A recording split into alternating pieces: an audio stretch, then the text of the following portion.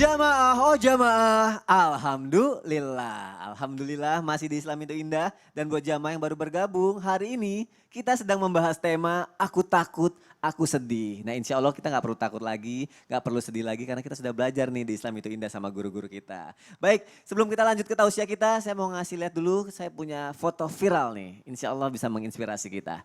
Oke, ini dia fotonya. Seorang tukang ojek pangkalan yang memasang tarif seikhlasnya. Ojek tarifnya terserah penumpang katanya, Masya Allah.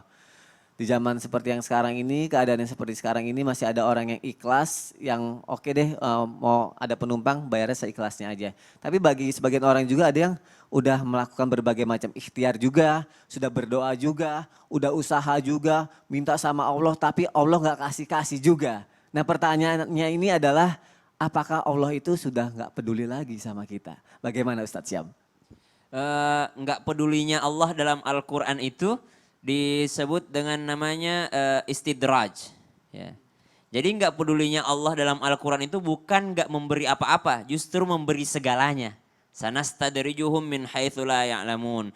Maukah kalian tahu orang-orang yang tidak dipedulikan sama Allah adalah mereka yang dibiarkan menjadi kaya raya, lalu dia semakin menjauh dari Allah karena dunia, lalu dia semakin yang namanya sombong karena hartanya, lalu mereka semakin menikmati dunianya sehingga dia lupa bahwa ternyata masih ada dunia selanjutnya yaitu akhirat. Itu adalah orang-orang yang tidak dipedulikan sama Allah. Bagaimana dengan orang yang diberikan ujian? Oh beda. Orang yang diberikan ujian adalah orang-orang yang ditegur sama Allah. Tegur sapanya Allah gitu.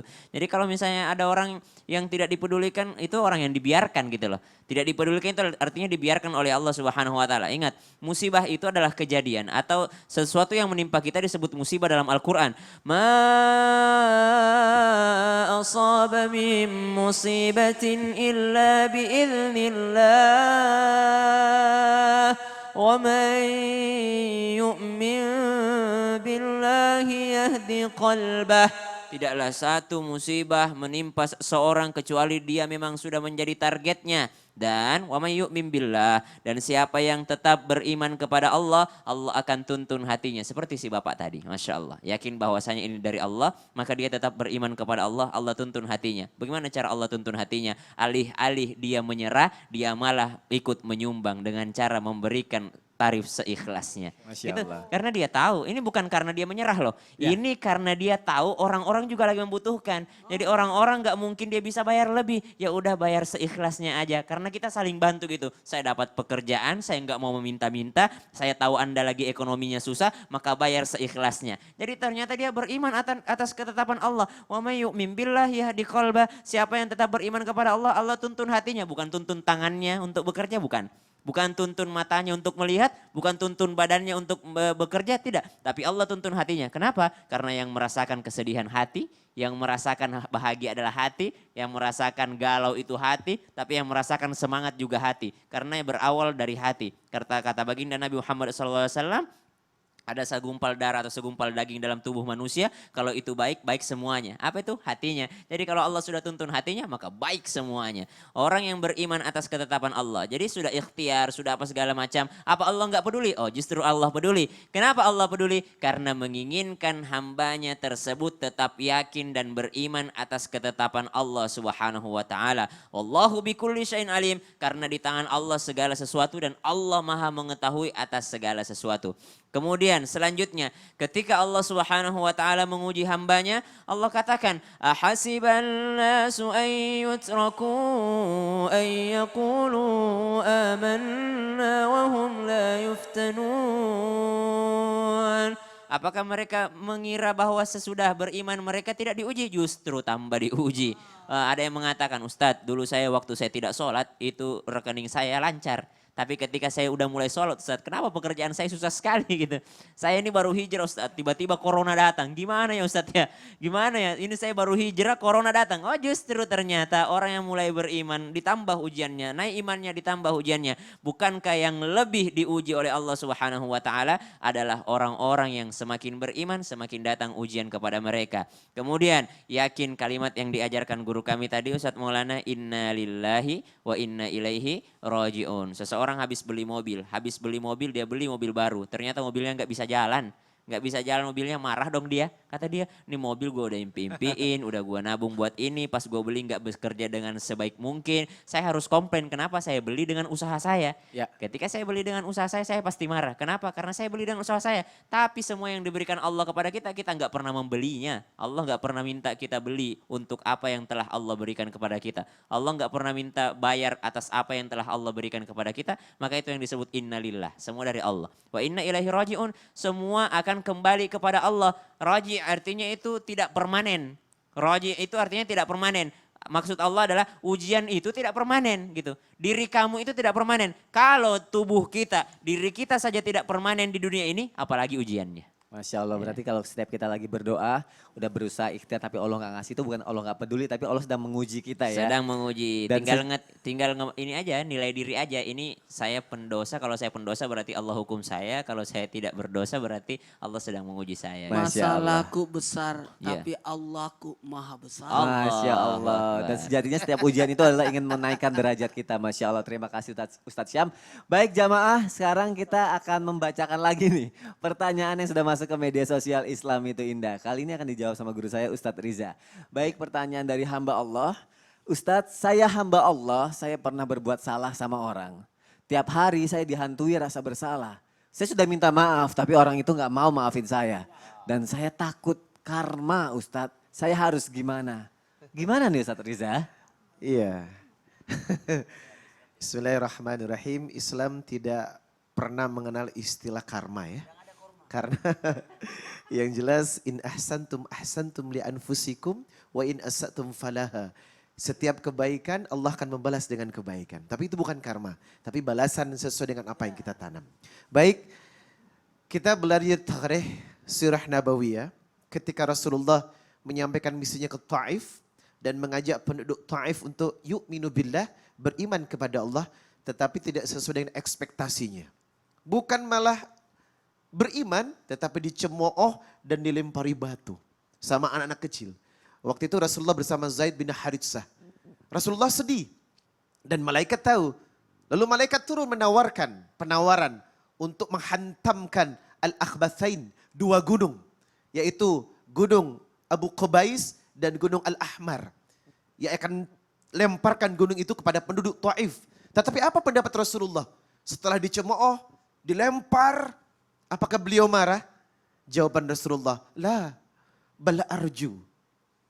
Ayyukhrijallah min aslabihim. Aku berharap suatu saat nanti akan ada penduduk mayya'budullah wahyadu, menyembah Allah, la yusriku bihi syai'an, dan tidak mempersekutukan Allah. Berarti ini apa? Rasulullah memiliki tipikal pemaaf. Sudah dilempar batu, berdarah-darah, dicemooh, tapi membalasnya dengan kalimat, la bal arju. Aku masih berharap mudah-mudahan suatu saat nanti penduduk Taif taat kepada Allah. Dan walhasil penduduk Taif beriman dan taat kepada Allah. Masya Allah. Dan dalam sebuah hadis dijelaskan, kalau ternyata banyak perkara-perkara yang memuliakan orang yang memberi maaf. Banyak orang-orang yang dimuliakan oleh Allah karena hatinya mudah memaafkan orang. Idza kana yaumul qiyamah yunadu wa munadu fayaqul. Di hari kiamat maka ada yang menyeru. Ainal afina 'anin nas. Manakah orang-orang yang mudah memaafkan orang lain? Yang mana? Yang mana? Yang mana? Maka apa? Diserukan oleh Rasulullah, segelalah engkau mendapatkan ampunan Allah. Segelalah kau mendapatkan pahala dari Allah Subhanahu wa taala. Sebab waman haqqo wa haqqo ala kulli muslim idza afa.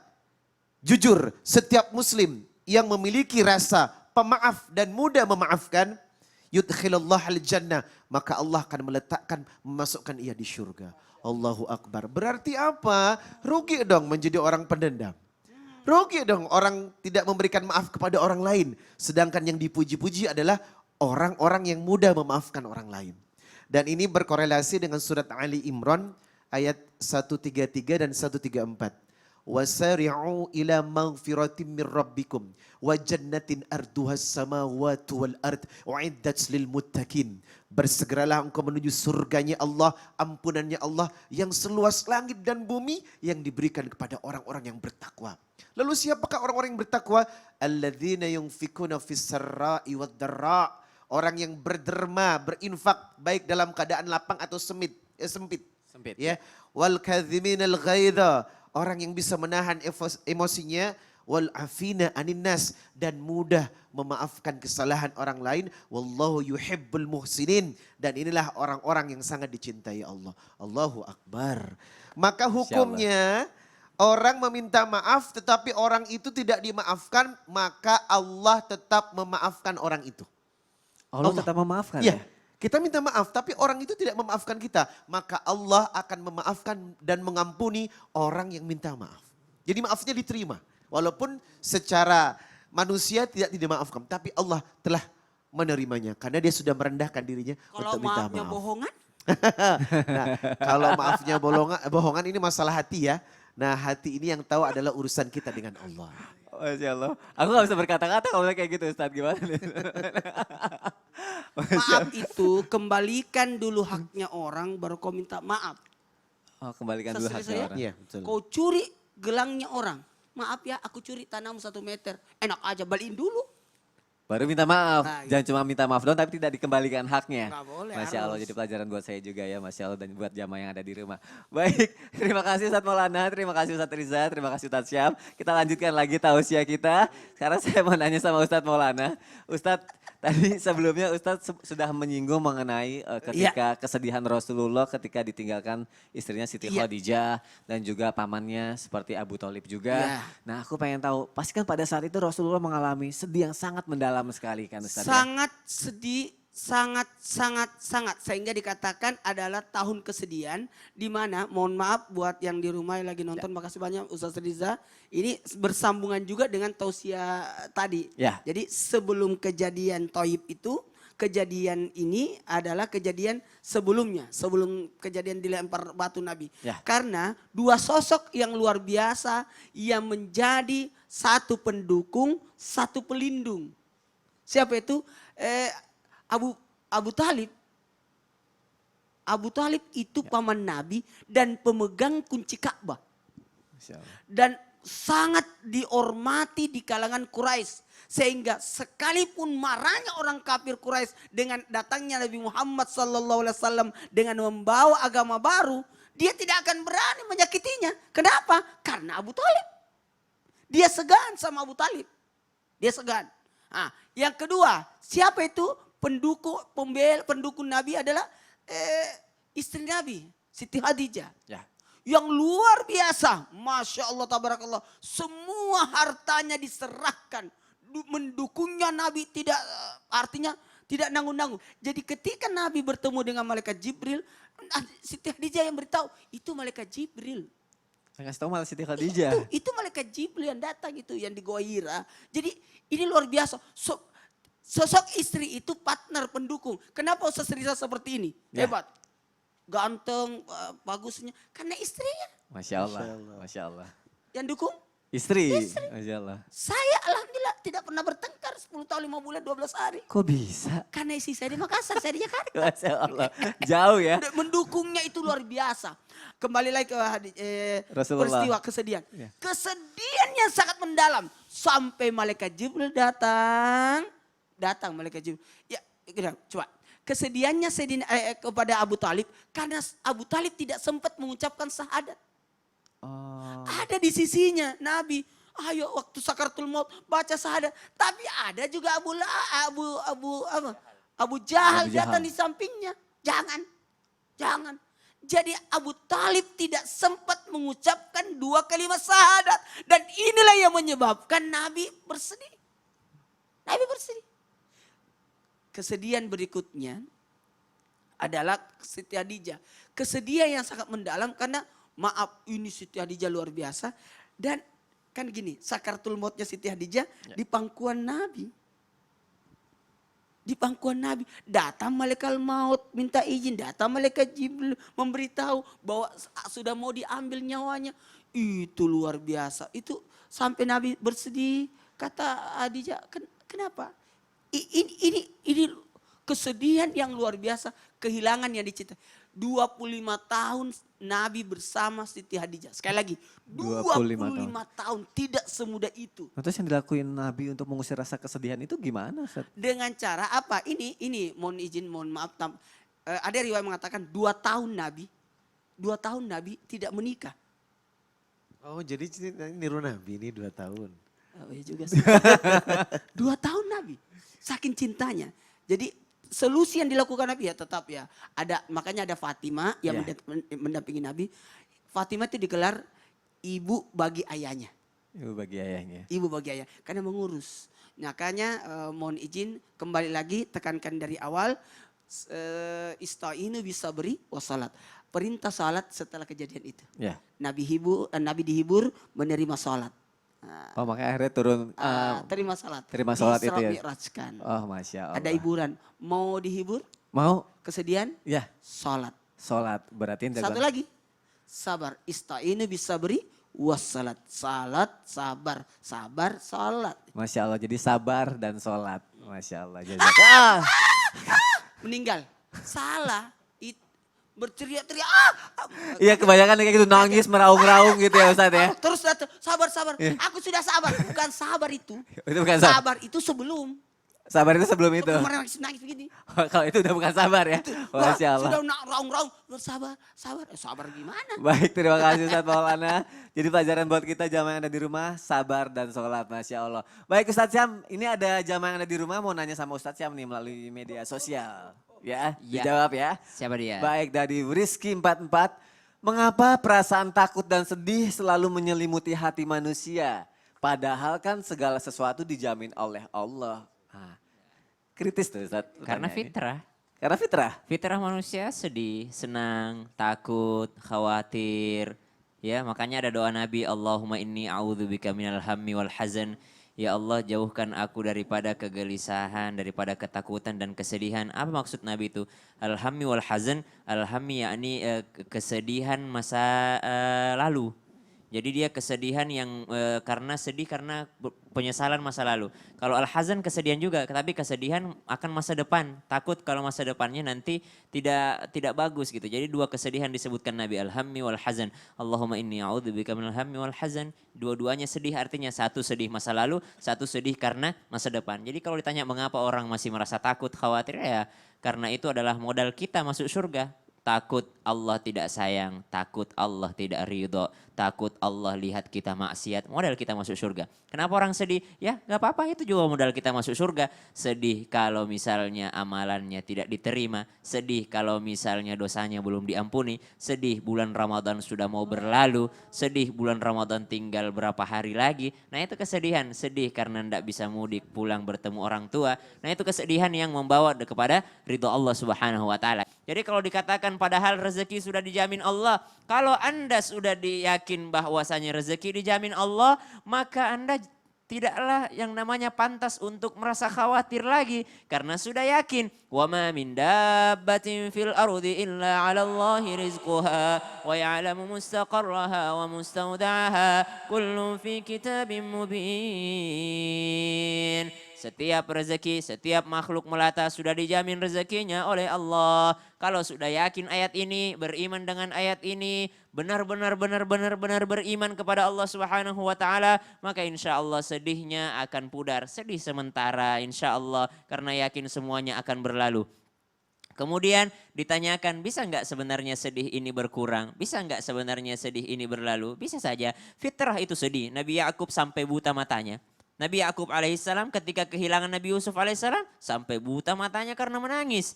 Nabi Nuh alaihissalam, apakah Nabi Nuh bersedih istrinya tidak ikut di kapal? Sam, Ham, yakni Yafith, wa Yam. Yam ini disebut Kan'an dalam kitab literatur. Kan'an tidak ikut dalam kapal. Apakah Nabi Nuh Nabi Nuh bersedih?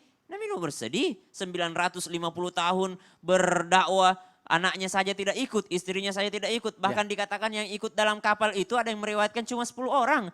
Apakah dia bersedih?